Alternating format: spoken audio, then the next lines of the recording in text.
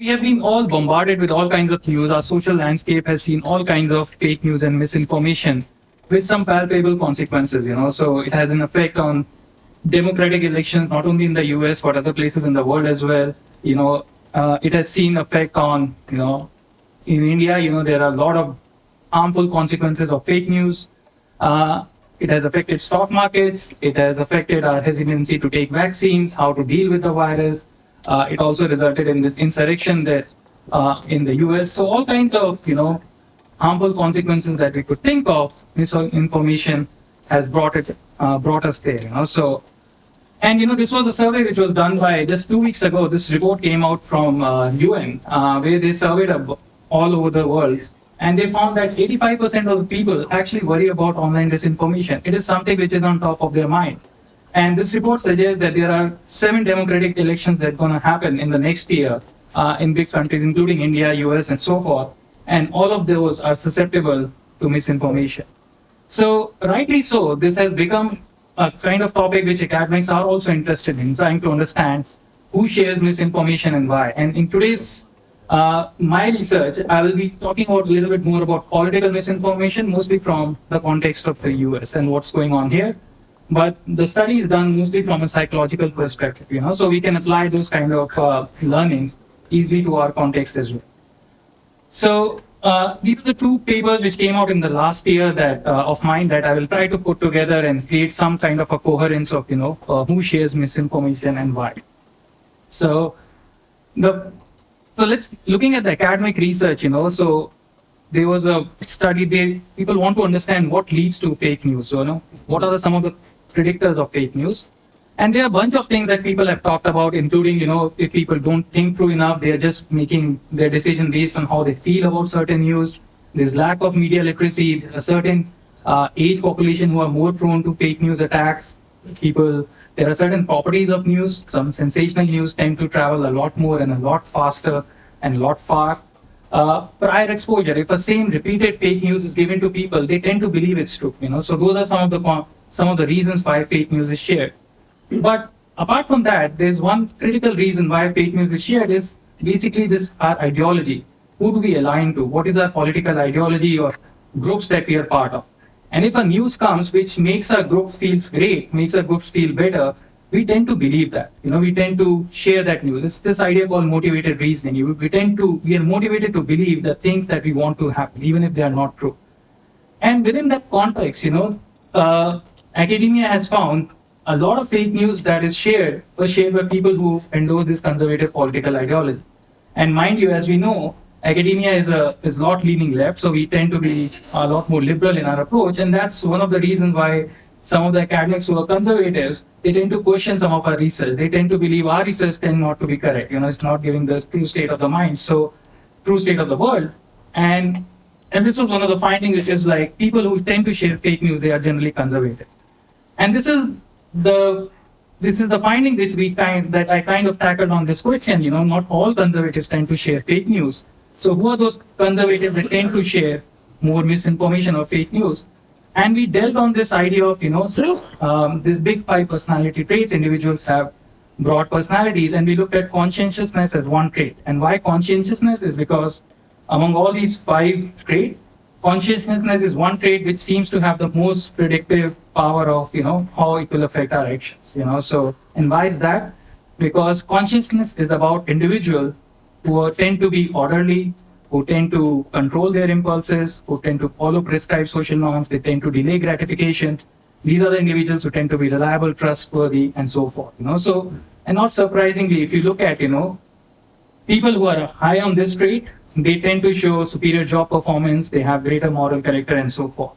And given that, we basically, in this research, we kind of talked about that people, even though if they have a certain kind of political ideology, in this case being conservative, as long as they are high on conscientiousness, they would tend to share less fake news. In other words, the idea was conscientiousness should weaken this association between sharing of fake news between conservative political ideology.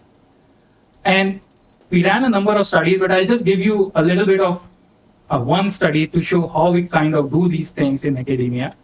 So we surveyed about a national representative US sample, about 500 people, and we gave them a bunch of, news articles, news headlines. These were 12 of them were real, 12 of them were fake, and we asked them which of these news you are willing to share. And we didn't tell them this time, some are real, some are fake. We just told them, what are you willing to share?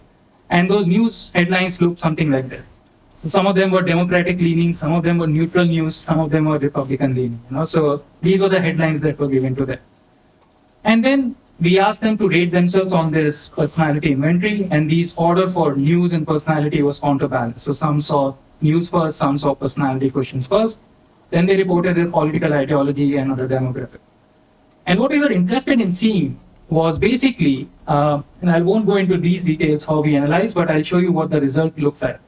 And what we were interested basically in seeing was, how does this relationship between conscientiousness and conservative political ideology manifested when it came to sharing of fake news? So what you see is on y-axis is the predicted probability of sharing fake news. X-axis is people's ideology, starting from liberal to conservative. So the more you are on the right, the more conservative you are. The more you are on the left, the more liberal you are. And I'll show you two graphs, one for high conscientiousness and one for low conscientiousness. So when we look at the low consciousness result, okay, there's a little bit of lag. Okay, there we go. So we don't see any difference between liberals and conservatives. Even though you see a line sloping downwards, it's a flat line statistically. So the probability is less than 0.05. But when we look at what happens, people who are low on consciousness and conservatives, what you're really seeing here is how much they are willing to share fake news. It's a big effect, which basically means conservatives who are pretty much low on conscientiousness, they are the ones who tend to share fake news. Not all conservatives are doing so. And oftentimes, we can ask this question, okay, in this case, people didn't know what was real or fake. If we tell them, okay, something was real, something was fake, would these people still end up sharing fake news? And this is exactly what we tested in one of the studies, and which is what a lot of people are doing right now by telling them fact checker, if introducing fact checker could reduce sharing of fake news. And this is what we exactly did in this study. We gave participant news, told them what you are willing to share. And of those fake news that they were willing to share, we told them, this is basically fake. We have fact checked this, it's not correct. Would you still like to share it? And then we wanted to see if they still went ahead and sharing it. And this is what we calculated a variable called change in this case, which was basically this idea about fake news stories they were willing to share before we told them it was fake, and then minus how much they really still wanted to share, divided by the total number of initial fake stories they were willing to share. So in other words, if they wanted to share 3 stories before, and then later on only 1 story after fake, after telling them about the fact check, this change variable was 0.67. So basically this change variable was, the more positive it is, the more good thing it is. They are agreeing with fact checkers. That's what they were doing. So on the y-axis, the good thing, the higher you are on the y-axis, it's a good thing. The lower you are on the y-axis, it's a bad thing. So I will show you the same graph. So going from liberals to conservatives for 2 kinds of people, high or low on conscientiousness. And what we see is, so the top graph is this high conscientiousness. And what you see here is, there is a slope downwards, but it's not that big. So these guys were still pretty much high on the y-axis. But people who are low on conscientiousness, despite knowing that this is a false story, it's a misinformation, they still went ahead and they said, we will share it. We will not change our decision. And this is some of the challenges that we see with fake news. Even if people know, they don't want to change it, especially these low consciousness conservatives. And so let me just summarize some of the stuff. And again, I think the presentation is stuck. All right. So what we see in this kind of work is, the difference in sharing fake news across political aisle is probably driven by these low consciousness conservatives. Fact-checking interventions were a lot less inadequate for these kind of individuals. And it was mainly driven by this desire to cause harm. So this was intentional. Even if we told them this was fake, they still went ahead. So this was intentional on their part. But oftentimes, we also tend to share fake news, in groups. A lot of normal people would share. They are not generally driven by this desire to cause harm. So what about those individuals who are not intentionally driven to cause harm? Why are they sharing fake news? What is going on in their head? And this is the kind of question I looked at in my next set of research. Why are the majority of people who are not really blatant about these things, why are they sharing misinformation? And the idea here was, people tend to live in groups. We are part of a lot of our groups in our social settings, even in our virtual settings, we are part of some WhatsApp groups and Facebook groups. And what happens is people tend to share in fake news in groups. And often such behaviors are driven by group motives, which is other people in my group are doing the same thing. I feel like I need to belong to this group. I feel like I want to come across as cooperative, as likable. And these are the social motives we kind of argued are probably driving a lot of majority of people's sharing of fake news behavior. And we know from literature, a lot of unpopular norms people do as long as they are part of certain groups. Whether it comes to honor killings, whether it comes to racial segregation, or supporting communist regime and so forth. Even if privately they do not endorse their views, they do all of that just because they are part of those groups. And this is what we argued, So it probably seems rational for group members to share fake news because they want to avoid social cost. And those who deviate from, not behaving in that way, because if other members of your groups are sharing fake news, if you don't share, you will face certain kind of social cost in terms of exclusion and so forth. So that was the hypothesis that we wanted to test, which is users punish group members who do not share the fake news same as them by reducing their social interaction. And we actually tested this across, again, a bunch of studies, but I'll talk about one study for you to give an idea about what we did. So this was actually done on Twitter, where we actually tracked people on Twitter for 6 months, seeing the kind of news they were sharing within their groups, and how, if the members of their group shared the same fake news or not, what kind of social interaction it resulted in. So the way we ran this study was, we first identified various fake news websites. We then identified Twitter users who were sharing those fake news websites. This was in June of 2020. And we then looked at, filtered out non-personal Twitter users, because there are a lot of bots. So since it's all about groups, we wanted to filter out bots. Then we identified these users who interacted at least once with another person in their network. We looked at how many interactions they have. And this became our baseline social interaction. So this was done as time one thing. At time two, after a couple of months, we again recorded these new tweets from these set of users. And then we identified again users from this who were sharing the same fake news in the sample. And then we looked at what is their interaction between the focal user and their friends again at time two, depending on whether these individuals shared or did not share the same fake news as the focal user. So basically we had 2 time points. And this is what the observed social network looked like. If we can identify users based on their liberal or conservative political ideology, based on the algorithm on who they follow, and this is what that looked like. If they zoom in, this is what how the fake news travels within the network. This is what the network showed us. And if you look at the social interaction pattern across the 2 time periods, what we found was, okay, there was certain decline in social interaction from time 1 to time 2, even if people shared the same fake news story. But the decline was much steeper and much stronger when they did not share the same fake news. In other words, if I don't share the same fake news as other people in my network, I tend to be interacted less. I face some kind of social cost. And we, again, tested this, tried to robust analysis. This is what we academics do to make sure these effects are robust, which it was. And basically the idea was these effects were robust even after accounting for people's political ideologies and every kind of networking variable. The second more important result was these effects were stronger for fake news than even hyper-partisan news, which is like, I strongly support my party or whatever, but these are stronger for fake news. So that's something which was jarring in these results. And finally, there's a lot made out that conservatives tend to share fake news. But if we look at the change in social interaction by ideology, there's not a lot of difference, So both liberals and conservatives were kind of equally punishing individuals if they were not sharing the same fake news as them. So let me just wrap up quickly and say, the other reason people like us tend to share fake news is because of this social motive, these group needs. So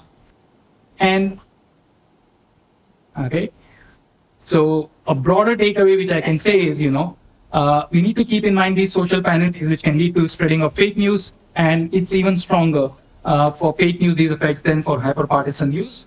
Now, broadly, what are the implications of this work? One is people tend to share fake news genuinely by a desire to harm others. That is one set of studies that we found. But then there are others, who are not low consciousness conservatives. They do for more benign reasons, which is for social needs, to avoid exclusion. And both of these reasons kind of drive proliferation of fake news on social media. And there are various implications of misinformation. It could lead to all kinds of polarization. It could lead to conflict.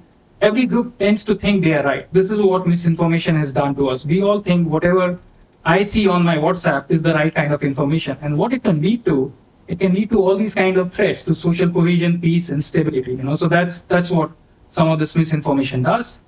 Apart from that, specifically, this kind of misinformation affects a lot of vulnerable groups a lot more. So a lot of people I've come to realize in India, they are scammed who are eligible for social welfare schemes. They are actually scammed because of saying, you can get this scheme, but oftentimes it's not. So they don't have the correct kind of information. There's a lack of media literacy which affects vulnerable household. So same thing, idea about scammed in the name of social welfare schemes. In healthcare and nutrition, we see a lot of these issues, So people are using unapproved treatments. People are afraid of going to doctors for treatment, especially among women and young-born child who are pregnant, we see a lot of misinformation about what to take and what not to take during this time. All in all to say, there's a trust deficit in and around. Even the mainstream channels, news people, we don't trust. It's hard for us to figure out who to trust and how do we trust. And how do we build an understanding of credible channels? So these are all the issues we are grappling in. So that's probably a little bit of what I wanted to talk about my research on fake news. So thank you for that, for listening to it. And on this very cheerful note, let me introduce you to our panelists who can, help us overcome some of these challenges. So we have Rakesh Dubbudu with us, and he's the founder of the well-known Indian Civic Tech, which is a fact-checking organization called Factly, and he will tell us more about what they have been doing. We have Archna Vyas, who is the director of program advocacy and communications, as well as growth opportunity and empowerment in the Melinda Gates Foundation.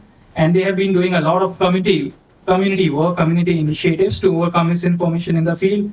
And finally, we have Jency Jacob, who's the managing editor of Boom, one of the first newsrooms in the country dedicated towards combating misinformation. And we'll try to hear, what are some of their efforts in overcoming misinformation. So please join me in welcoming them onto the stage, and let's hear from them.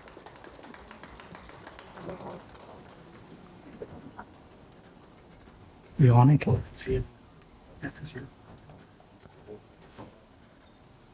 Rakesh.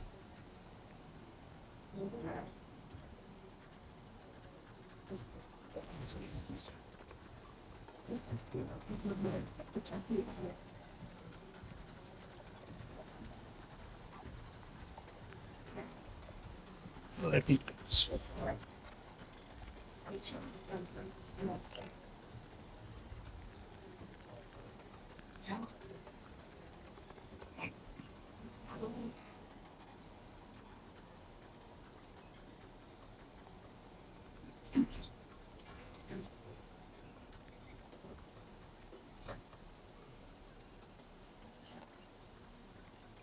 Thank you.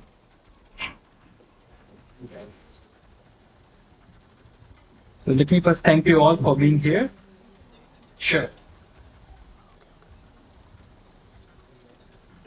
So thank you for being here, and I'm very excited to have you here. So let me just first ask each of you, the kind of work you do. So I know you all take different strategies to tackle misinformation.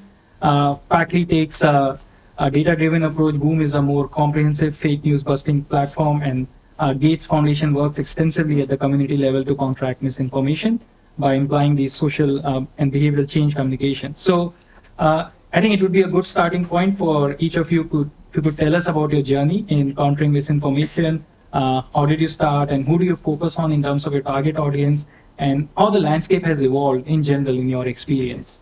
Sure, thanks, Hemant. I'll start with a couple of examples. So how many of you celebrated the World Students' Day this year? Children's Day. World Students' Day. Student Day.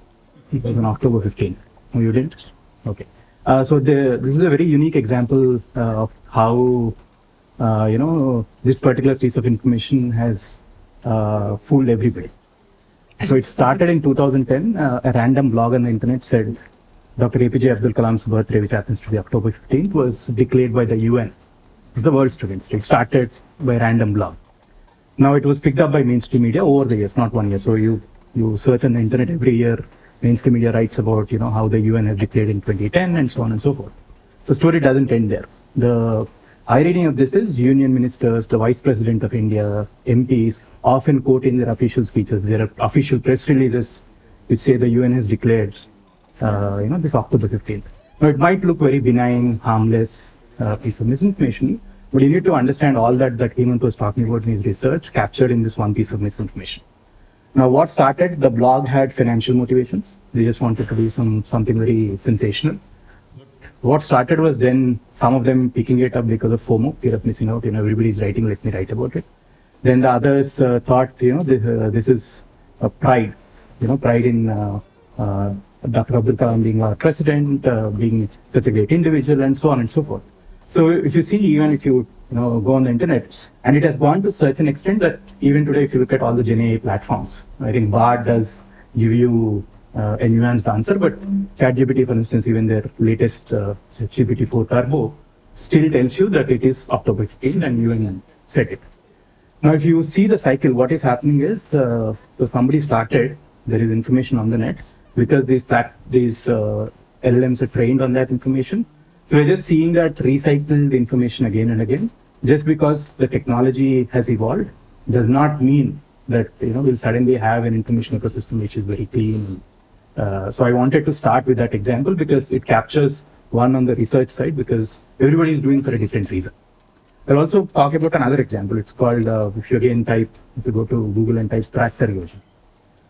Now, again, like Hemant was saying, in India especially, we are seeing, at least in the last 7-8 years, proliferation of large swathes of misinformation. Again, not by sophisticated producers. These are not people with resources and money and all that. These are ordinary people from tier 2 towns, but have attracted millions of subscribers on platforms like YouTube.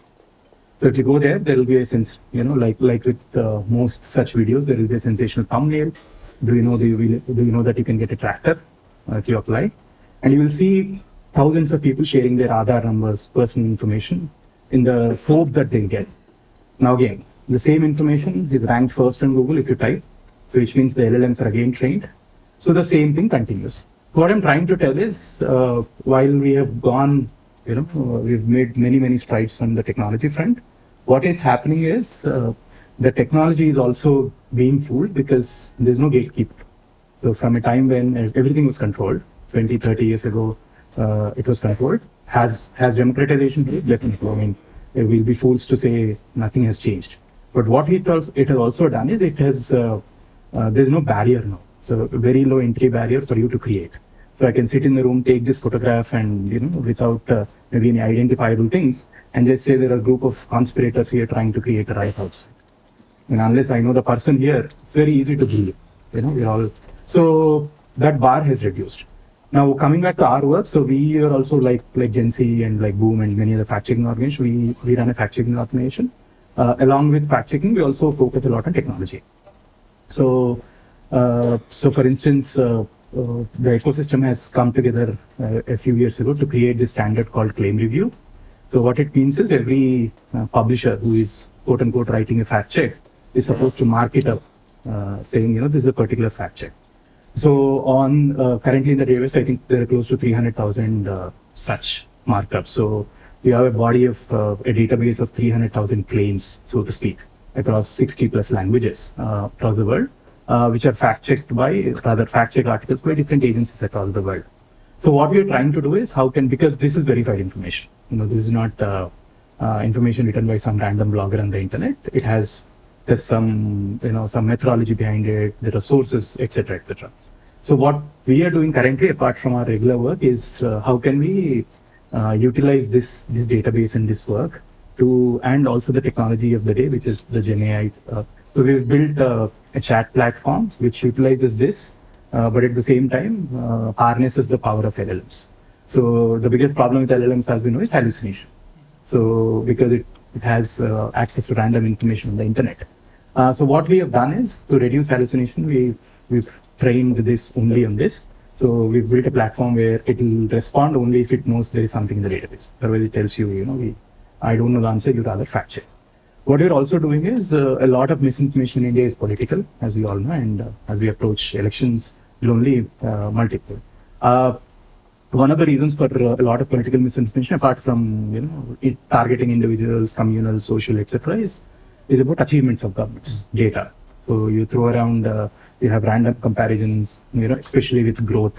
Something was 1,000 yesterday, something 5 years ago, something is 2,000 now. There's no context. So you just throw around numbers. So what we're also trying to do is how can we best use technology and data to make it more accessible to people. So currently, if you look at the fact-checking world also, while we are grappling with multiple challenges, the most we see in India is in the form of images and videos, because that is how the consumption happens. At the same time, during elections, what we see is also very, I would say, I wouldn't say sophisticated, but rather there is a tendency for all of us to believe when somebody quotes a number. And these days, the ones who produce misinformation have also learned they're 2 steps ahead now. So they always add a source. So 3 years, 4 years ago, when we were in training sessions, we would tell you the first thing that you should look at when you look at any messages, check if there is a source. Now we don't tell that because every message has a source. You can add a random source and say, it was said in 1940, 1950, 1960. So what is happening is there are sophistications, there are improvements every day.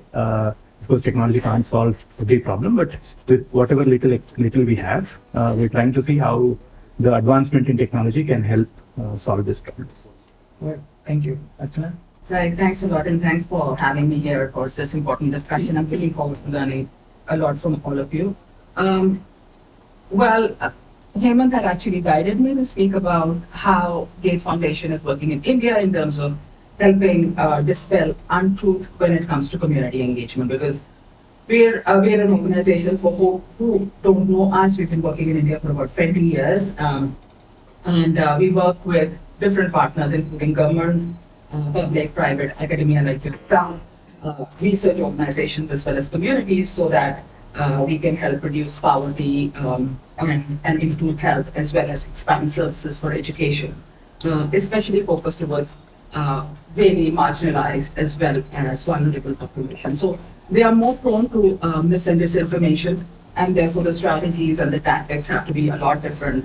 And perhaps, with the advent of internet and more explosion when it comes to use of telephone, they do have a lot of this disinformation flowing to them. But at the same time, what Hemant had also spoken about in terms of just the literacy levels are so disparate, and therefore the risks are so much higher. And for a foundation like ours, who cares a lot about services being delivered to poor and vulnerable people, any sort of misinformation actually impedes uptake of those services, and therefore it's really important that we work with communities with different strategies. So I will talk about 4 or 5, handing out whatever we do. We did work with the government quite a bit, with Ministry of Health, supporting the war room at the national level, but also at the state level when it came to COVID, right from the lockdown to all the way to vaccines uptake, in terms of when there is no information and information flows are absolutely net zero, to when you wanted people, as they were walking out and as you wanted them to take vaccines. How is it that you work with community? How is it that you change certain norms when it comes to even wearing of masks, to hand washing, etc., but also vaccine uptake? So we did work a lot with the government at that stage.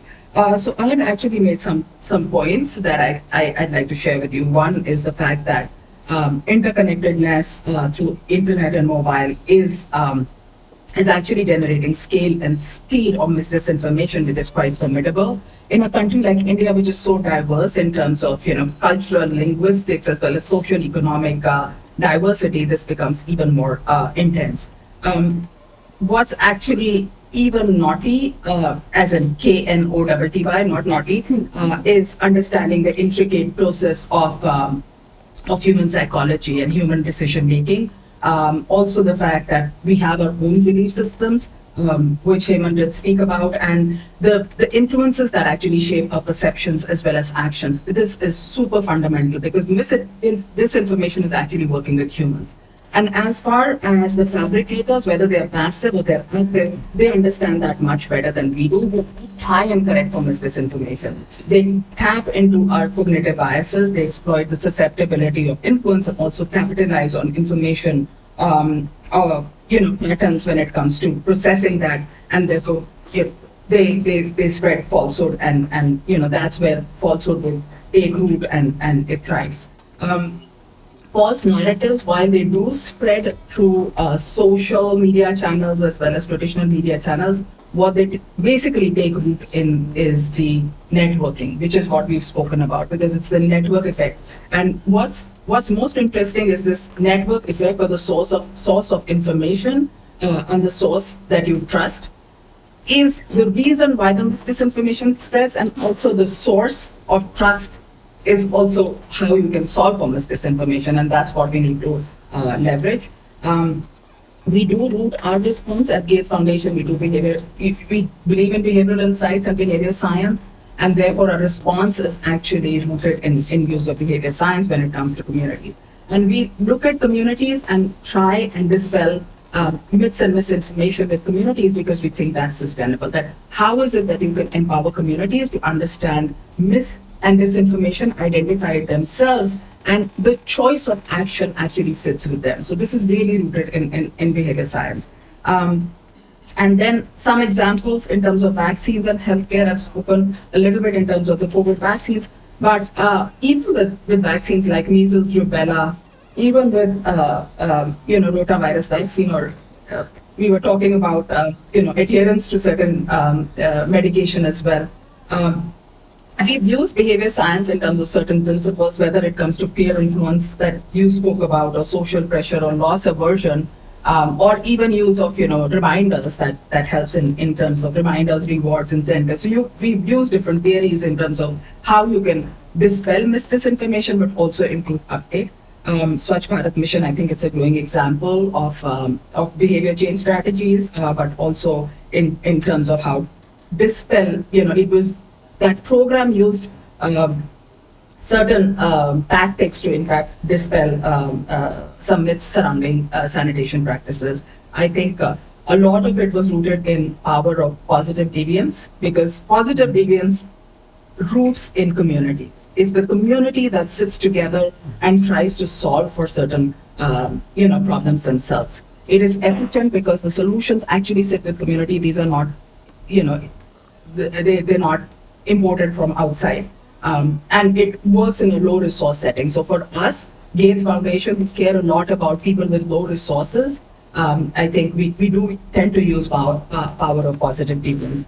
I would say that when it comes to misinformation, we truly believe that it's not a top-down approach, and the fact that working with communities, giving them the empowerment skills as well as the tools and resources so that they can decide for themselves, they can identify misinformation themselves, is more sustainable, and that's what we've tried for. Perfect. Thank you. Next, Jency. Thank you. First of all, quite a privilege to be a part of this panel as also the first ISB Insights Forum. Hemant, you showed some excellent results from your research, and I told you yesterday that we are also doing some form of research, though we can't match your prowess as far as research is concerned. So we're looking at Israel-Hamas conflict, and over the now this has been like less than 2 months, and what we've seen is that we did about 92 stories around this time, 92 fact checks, and there are a couple of inputs that I would like to share here, what we found, though we are still waiting to distill it in a much more better fashion.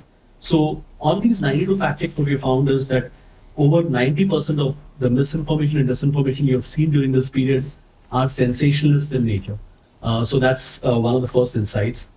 Then second is that 11% of these 92 fact checks we have done, they are false claims related to Palestinians faking deaths. So you'll see a lot of claims showing some child with blood on the face, or someone crying over a dead relative. And there are claims that have gone around on social media, where they've said that Palestinians are faking deaths. So 11% of the claims that we've looked at are regarding this. 90% of the misinformation we've seen have been peddled via videos, and more than 3/4 of the claims are old videos that are unrelated or misattributed in the current context. So you might see some of the videos that are going viral have nothing to do with the present conflict. Then now the next point, I want to be a bit careful saying it here, though I know a lot of emotions will be evoked based on what side of the divide you're on. But we found the main target of misinformation has been Hamas and followed by Palestinians. Now, this could also be because a lot of the Indians have a natural inclination towards Israel, and particularly if you belong to a certain ideology in the country, you do identify with Israel more closely than the Palestinians. So that's why probably in many of our stories we found that kind of a correlation. And additionally, Middle Eastern countries such as Syria, Saudi Arabia, Kuwait, they have also been targets of this kind of misinformation. And so this is broadly what I wanted to point out, that whenever there is a current context or a current conflict that is in the news, we will find that a lot of the claims that are going around are either videos or they are trying to put down a certain community over the other. So that's been the broad understanding that we've seen. And now going back to where we started way back in 2016. This incidentally happened on the same day, or I joined Boom on the same day when there were two historical events that took place. That's 8th November 2016. One was Donald Trump coming to power, and secondly, Prime Minister Narendra Modi announcing demonetization. So we not look back ever since after that. And those have been very historical events that have taken place on the same day that that when I joined and we started looking at it. But the first false news story that we looked at was several months later on, and this was a very interesting story. It was basically a video that went viral which said that there has been a fire incident on a plane at the Bombay airport. Now, when I looked at the video, I could sense that there's something wrong. And by the way, this is 2016. We had no context of how to look at videos, or how, when you look at something, that your natural inclination should be something wrong with it. At that time, everyone believed everything that they saw. But when I looked at the video, I felt there's something wrong, and I knew someone at Jet Airways, and I contacted her, and I said that there's this video going viral saying that it's your airline. So she said, no, that's not true. A few days back, there was a fire drill, and this video could be a part of that. So that was the first fact check that we wrote way back in somewhere around, I think, first week of April 2017. And since then, we've looked at several conflicts, we looked at several elections, one national election, second, which we'll be seeing in the next few months, and COVID, which was one of the biggest, the incident in our history, at least in our generation. And now we always talk about pre-COVID and post-COVID. So you talked about group behavior. I've been a career journalist, so I've spent 13 years in television before I moved onto the digital side. And one of our major work has been to fact check mainstream media. And the kind of insights you gave about group behavior and why people behave in a certain way when they are on a group network, we found the same kind of similarities. And when I was listening to you, I thought about the same, that news channels also, or news channels at certain print media organizations as well, and some digital organizations, there's a herd mentality. So the moment they see, and you all know the reason behind that, that is because everyone is trying to get the page views. Everyone is trying to get the first traffic onto their site so that the readers don't go away anywhere else.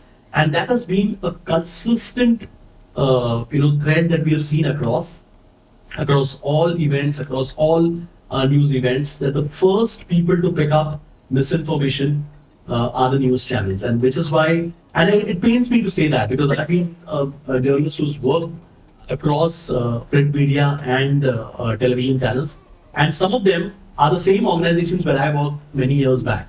And I can understand why it is happening. There is no bias. Maybe some of the organizations have bias, but there the bias is towards not wanting to check at all, and that is quite opposite to what you might think a news channel should be behaving, or a newsroom it will be behaving. In fact, a lot of the work that Rakesh and I do are also workshops with mainstream media organizations and the newsrooms to tell them why their desk has to be trained. I wouldn't say that the editors have any false intentions behind what is happening on their sites. I know a lot of those editors, and they are all very credible journalists who spend a lot of time in their profession. But they really don't have a control over the desk.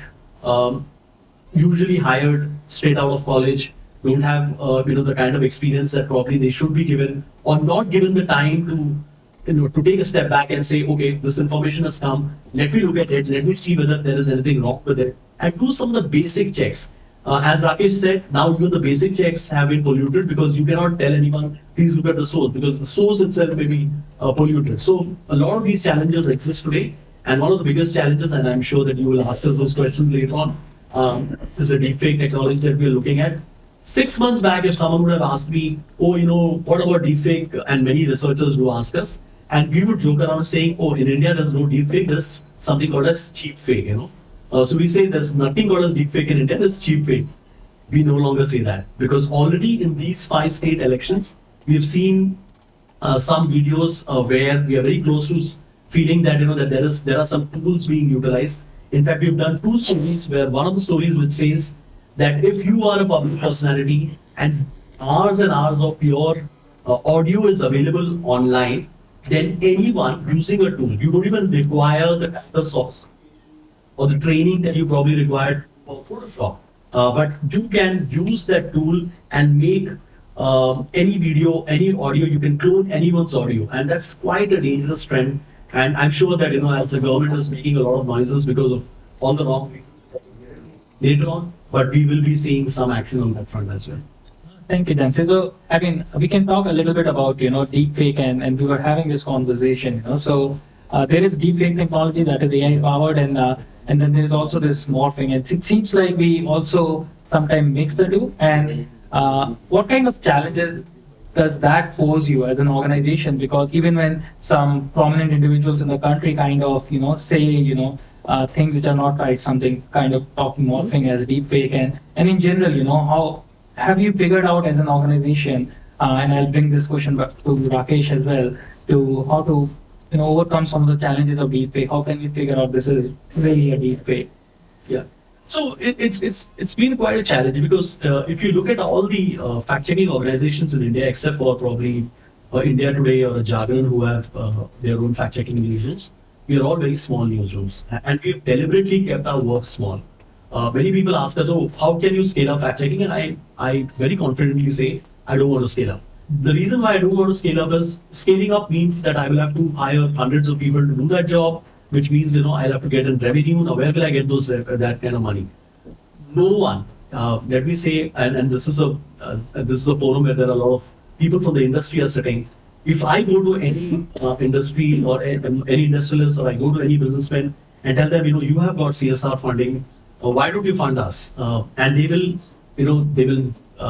exchange pleasantries with us, give me a cup of tea, but they will never open their purse strings for us. And the reason being, because fact-checking is political in nature, and it's dangerous to be associated with any fact-checking newsroom, especially organizations like us, where we are always taking on and punching way above our own strength. And that's why there is always going to be a restriction in terms of the kind of money or revenue that can come in for the kind of work we do. So we keep our job, or we keep our work small, and there's a reason why we do that.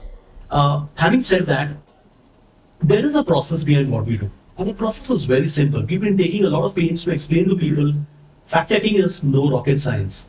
Anyone can do it. It's just that you need the will to do it. And because it's our profession, it's our job, so we take a lot of pain to do that, but it's not something that no one else can do. But what we are seeing now with generative AI and deepfake, it's not going to be any longer the same process that we used to use earlier. Go to the source, get in touch with the primary source, don't use secondary sources, don't use anonymous sources, do some Google reverse image search, take video frames out, break it down. These are very simple tools that I can tell everyone here and people can do it. As far as deepfake technology is concerned and cloned audio is concerned, this will require tools. And our biggest challenge today, and that's the kind of work that Rakesh is also trying to do, and I hope that he succeeds in doing it, technology will actually bring in a lot of understanding. Like yesterday, we did a story where we didn't have the technology to do that. We sent it to someone, and that person put the audio into the file into their tool, and they said that 85 to 90% we can see that this is a cloned audio. We need that kind of intervention, and till the time that kind of intervention doesn't come, it's going to be very difficult for us as fact-checking newsroom. Yes, there are other ways to do it, but we want to scale our work in terms of trying to give a response faster. And as we go ahead into elections, this is going to be a major headache for us in the coming elections.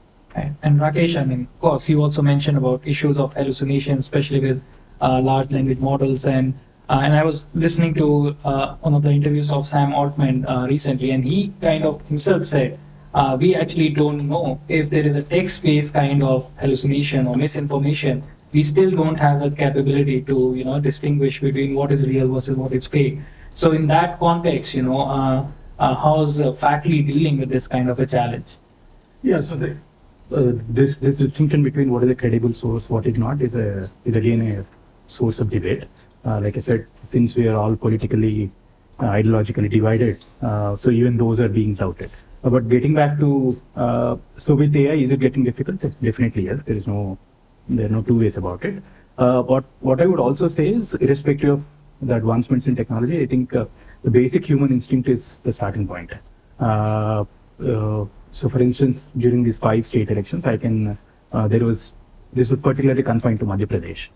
So there was this, because KBC is viewed widely in India, so a particular clip from KBC is taken, then audio is overlaid that Amitabh Bachchan is asking a political question, the contestant is answering it, and each of the political questions has ideological basis, I mean, pro or anti-party. Now, we did not see one video, we saw subsequently, I think 3 to 4 videos from both sides, and with each passing video, the audio was more convincing. But you would know if your basic human instinct, if you have been watching KBC for 15, 20 years, there are no political questions. So I think despite the advancements in technology, and technology is needed, and that research is still on how to find if an audio is cloned, how to find if a video is tampered with, accessibility of the technology is going to be important. Secondly, to be able to use what is already available. Like I was referring to the database of those 300,000, and it will grow by the day. If that can be put to good use, I think we can make what we see is that during major events, could be elections, could be disasters, about 30 to 40% is just recycled content. So like Israel, Palestine, you get a lot of old content being shared now. So we can rest assured that, with the existing technology, if you can somehow use the existing database, you're actually countering 30 to 40% proactively. You don't need any human intervention in that sense. So I think it has to be a combination of tools. There is no one answer to, there's no silver bullet. So we have to follow multiple strategies. Like you were saying, start playing. Education is obviously the first thing. But at the same time, specific technology, I would say 2 things. One is tools that can identify, and I'm sure in the coming months and years we'll see them. And 2, use existing, what is existing to at least ensure we pre-bump certain.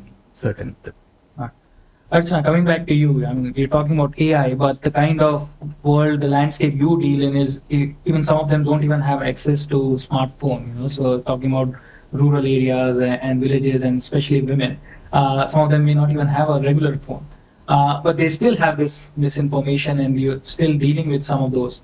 So what are the challenges you see? Where are they getting their misinformation from, and how do you, what kind of community initiative you take to overcome some of those things? So before I answer that question, I'm going to take the thread of AI Sure. and disinformation, and how an organization like us gets impacted by disinformation. First of all, I want to say that we've been tracking, as an organization, we do have positive news about foundation and our work and our issues on a regular basis, right? So there's, like any other organization, there are those tracks in place. So I want to say that around about 5-6 years back, and even like pre-COVID, like broadly pre-COVID, the negative news that we used to track as a proportion used to be about 3%. At any given point in time, the negative news that we track about the foundation and the issues, on an average, is about 50 to 60%. Now, that impacts us quite a bit, right? In terms of foundation, credibility, but also the issues that, so, the fact that people have these access to tools, and they can generate content, and we're a social organization. So we are actually working for good of people, public good, so that healthcare services, non-healthcare services get adopted. And there is so much of negative chatter. It does impact the work that we do. And out of that, 50 to 60%, you try and again, disintegrate that, and you say, okay, what's with bad intent and what's with good intent, right? So, in the sense that people have actually done some sort of misinformation with not so much bad intent. So that we can correct, right? You can go back to, say, for example, media houses. You can say, hey, this is the accurate information. There are so many times when organizations like Faculty and others that come back to us saying, can you just tell us if this is accurate? Because there are a lot of stuff like, oh, Bill has said this, or there are times like Bill's got it, he's facing certain issues, etc. So, and then we have to go back and correct that source as well. But there are, with so much of the AI and, the content that's being generated, an organization like ours, we have to really face up our own ways of working and dealing with this entire technology. And I guess, we have to upskill ourselves really quickly because we don't have those skills. And what's at cost is, the cost is really high because it has to do with services and public services. So I just want to underscore in terms of organizations who want to do good, who are charitable organizations, what is the cost to people and what's the cost to the organization like us? Like our dollars, and we work with organizations who have deep understanding and technical understanding, technical expertise, but even other organizations like our partners and grantees who we work with, who are working on ground, don't know how to deal with this kind of technological advancement. So I think that's a major challenge for us. But coming to communities who do not have access to information, I think it is going back to the basics where you still work with where the channels are not available, you do tend to work with hyper-local strategies, right? Local influences matter a lot. We saw all of that, basic principles being used for COVID, but I think one thing that's stood out during COVID is just the role of panchayats and panchayat leaders. Mm-hmm. And that even the government saw for itself in terms of, oh my God, the role of panchayat leaders is so much more in terms of what they can do to community. So I think it is going back to who are the trusted source of information. It could be a healthcare worker, ASHA worker, it could be the panchayat leader, it could be a community member. And over that you overlay, again, behavioral science in terms of people tend to, believe who they trust around them, and we use a lot of community-based strategies to make sure that communities have the right kind of information. We do use, so your channel choice will change. You do use community radio, right? Because that's a trusted source. You will use influencer and hyper-local influencers. You tend to use local context, local language, because and the social norms, right? You have to bear in mind what is normative behavior and you try and work around that. So that's what we've been using across our programs, so as to ensure that the uptake does not fall off. So in many ways, you tend to reach out to your audience, via these ways, initiatives, using panchayats or leaders and ASHA workers. So it's more forward-driven in your case. Yeah, and then you test out messages, what kind of framing. He spoke about pride. Do you want to, so you do work with communities to say, is it pride, is it service, is it about health? So say, for example, in the case of COVID, we were testing, you care about health of your own family. So you do take in insights and test what would resonate and what would not. And then there is local feedback loops that you take into account and adjust your messaging so that it resonates better. Exactly. In that way, Jency and Rakesh, the kind of audience you're dealing with or the way your model work is very different. It's probably people who are motivated to look for misinformation will kind of approach your Boom platform or, Faculty, so which is different from what Archna is doing. They are kind of approaching their audience. So is there a way have you figured out a way to attract people who in some ways are not motivated to come and believe what they want to believe? How do you approach and how do you get those people on board? What are the kind of challenges you face in getting there? Well, so to begin with, I think for the longest time we dealt with accusations of political bias. So we were told that, oh, you are only doing anti-establishment stories. But our own research, when we looked at our own stories, and for the longest time we were also a bit worried that how do we convey this, because there is no bias in the kind of work or the kind of claims we are picking up. But yes, there could be cases where we believe that when you are looking at political fact checking, you will end up looking at a lot of the claims where either the ruling party or the party in government will be glorified over others, and so there are a lot of claims will be anti them. That has been a struggle for the longest time. So we did look at our own stories, and we found that our own stories and thankfully did not show any form of that kind of a bias, which meant that if anyone is paying close attention, and if they like your own study says, that if someone has that kind of ability to understand that either irrespective of what my political ideology is, but I will stand for the truth and I will not share something which is not false, then they will understand from our work what is happening.